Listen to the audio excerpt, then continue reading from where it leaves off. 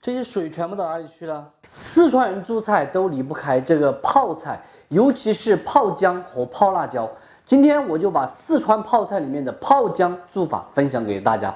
其实真的很简单，没有你们想的那么复杂。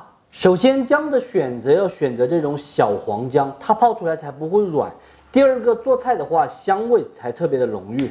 先把它掰成这样小坨小坨的，才方便清洗掉咔咔里面的泥巴。第二步就是清洗，洗的时候注意哈，这种须给它削掉一些。第二个就是每一个地方的泥呀，还有表皮这些飞着的东西都扯干净，把它哈开的，放到窗台外面吹个把小时，把水分吹干。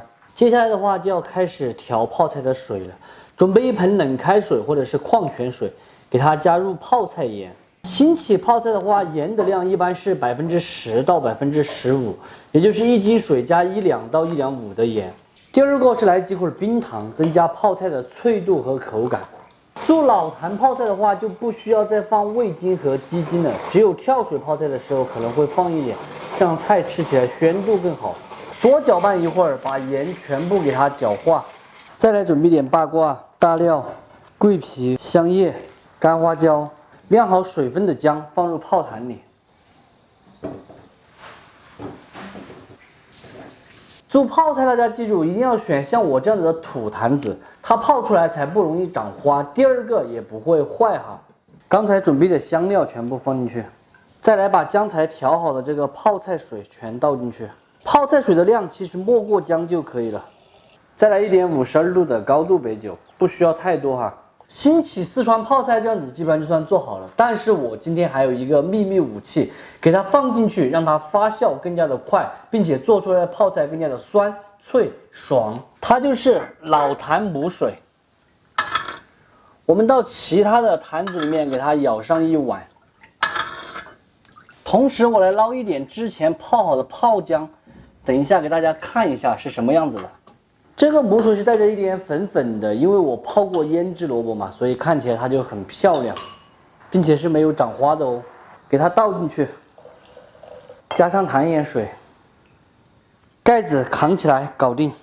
泡姜泡好过后就是这样的。这个呢是我去年泡的，已经泡了1年了，捏一下它都还是邦硬的，没有泡趴。拿来煮酸菜鱼的话，或者是炒菜，拿来炖鱼这些。那是安逸得很，它不仅仅可以调味哈，吃起来的话也特别的好吃。所以泡姜一定要泡我这种小坨小坨的小黄姜，它才不会软。咱们今天的四川泡菜就算做好了。这个方法不仅仅可以泡姜、泡辣椒、泡青菜，基本上所有的四川老坛泡菜都是这样子泡出来的。如果你没有老母水的话，就让它自然发酵就可以了，只不过时间要长一点，可能要1个半月左右。如果有老母水的话，一般情况下1个月就可以发酵。咱们新起的泡菜最好是在泡到3个月之后再来吃，才会有酸味、有香味哈。需要注意的就是平时泡菜我们要把它放到阴凉的地方。第二个就是经常要给它换糖盐水，不要太阳直晒。第三个的话就是在做泡菜的时候，整个过程不要沾油，沾了油很容易生花。第四个就是生花了怎么办？生花之后我们用勺子把里面的花给它全部打出来不要。然后加一点白酒，把糖盐水这些洗干净，放到阴凉的地方，慢慢的花就会变得没有了。多的咱们就不说了哈。喜欢吃四川泡菜的朋友可以收藏着，有时间的时候自己泡上一点，吃起来方便，用起来巴适。我是刘凯，拜拜。